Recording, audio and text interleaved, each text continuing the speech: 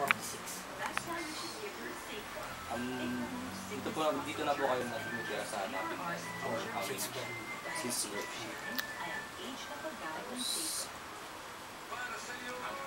Bali po yung dati po, sabi po ni Mrs. Villamoso sa asawa po niya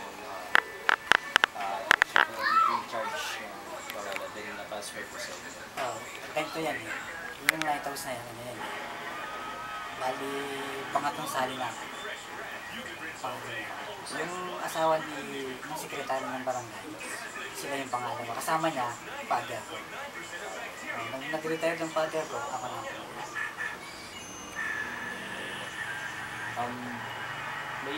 Sir, ano po yung idea po tayo nung bata po tayo, ano po yung tsura ng parol? Ayan. Kasi alam mo, nung maliit pa ako, kasama lang ako ng father ko sa lighthouse. Ang itsura kasi niyan, by the way, meron akong ano dyan sa computer. Bagay, ano yan, yung pinaka-latest na lang yan. Hindi katulad nung araw na yung kabuuan ng lighthouse. Ano yan eh. Nung araw, mataas yan. Bali, nung time ng tatay ko, pag sinasama ko, naglalaro kami sa ilalim. Buo pa yan, buo kabahayan. Kompleto. Sa base po, tsaka may lakaran po po. Oo, may pinaka-playground yan. May bakod na baral na yun. Mga 90 na po. Mga 70s na yun. Kasi po yung tinignan namin ngayon, parang submerge yung portion niya sa tubig. Hindi, ibig sabihin, galing kayo doon? Nung nakaraan po, mga December siguro po. December din po. Pangalawang balik na po namin ngayon. Hindi, ang ibig sabihin, iba yung nasama ko ng isang beses dyan. Ito po siguro. Kayo anong course na? Biology po. Sumama po sa amin yung kagawad po. Hindi, tanod yun. Tanod lang, sinamahan lang kayo sa lighthouse. So, nakita niyo na yung ano ngayon. Opo, may picture na po kami. Ano po yung... Nung pumunta kayo doon, may tubig pa yung pinaka-floor. Super submerged. Super submerged po siya. Siguro po nung bumaba yung mga lalaki, no?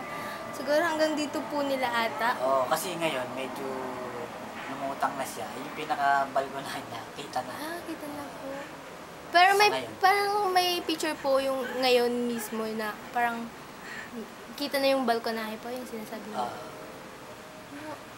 Pwede po kami makakuha. Jason, pakiano mga muna yung sa lighthouse. Tapos, kuya, ano po sa tingin niyo yung size, yung area ng buong lighthouse? Yung pinaka... Ganun po kalaki. Malaki-laki yun eh. Kasi, noon kasi, hindi pa ganyan kalaki ang tubig. Pagka summer, ang laki ng litaw niya, parang isla. So, pag summer po, litaw siya. Meron pumunta tayo. Saka, marami po bang pumapasyal?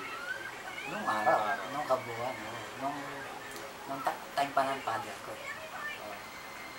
Tapos, may na-inform kami na may mga artista rin po na po. Oo.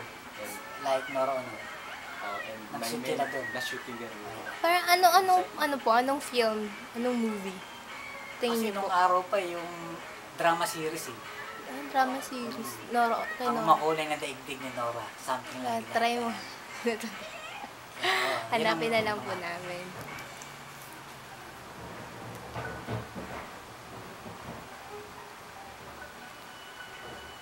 Kailangan din po na, halimbawa, di ba, yung nakita po namin, napansin namin yung wall inside wall ng yung Parola mismo. Bakit po nagkaganon na? Alam mo kasi, nung panahon tatay ko ng buo pa yan, ang bagyo naman sa kalalakas. Nasisira siya ng bagyo. Tapos, pag nire-report naman ng father ko, para i-repair, walang suporta until now. Sa Taguig government? Hindi, yan nga pala yun national government. Under na Philippine Coast Guard DOTC. Okay. So, wala po talagang yung barangay niyan or wala.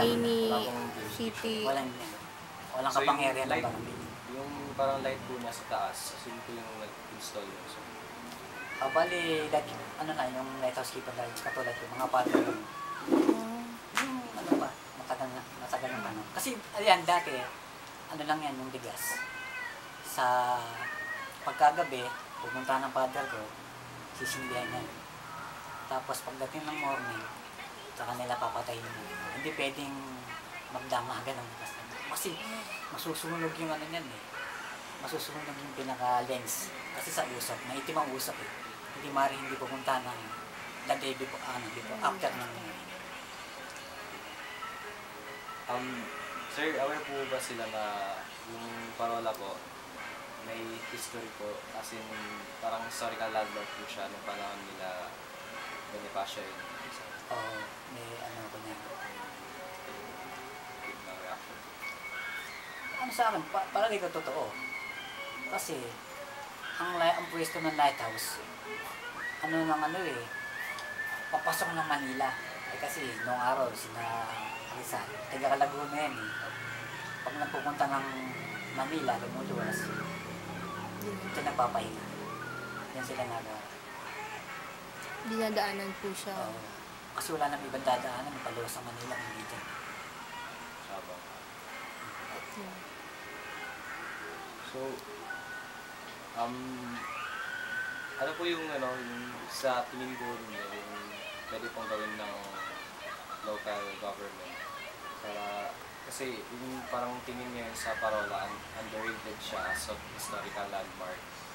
So, naging part siya ng history bilang na Bonifacio and Rizal.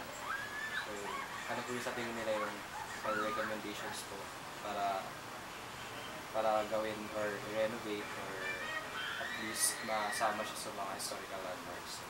Yun ang gusto ko sana. Inano ko na nga din sa mga official namin. Pero ang alam nila, walang pondo eh. So the main reason po is funds. Pero na po kayo sa sa national government. Nag-try na po ba? Oo. Nirequest na namin to. Pero wala talagang react. Anong specific po na agency ng government, sir, yung nilapit? Sa under ng Coast Guard eh. Coast. Sa Philippine Coast Guard naman magawa kami na request. Other than Coast Guard po, wala na po bang pwedeng pag-requesta ng ano po yung other government agencies? Ano lang na kasi, Coast Guard DOTC. DOTC. Department of Transport.